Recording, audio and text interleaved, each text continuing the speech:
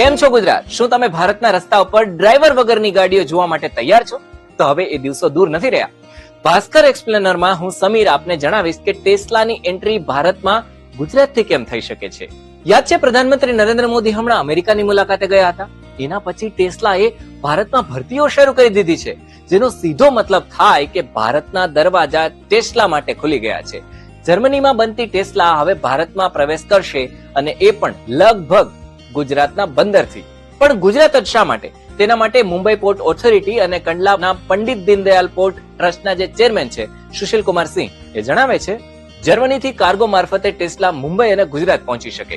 ગુજરાતના મુન્દ્રા કે કંડલાથી ટેસ્લા આવે તો ભારતના મધ્ય અને ઉત્તરના રાજ્યોમાં પહોંચાડવામાં ઈઝી રહે.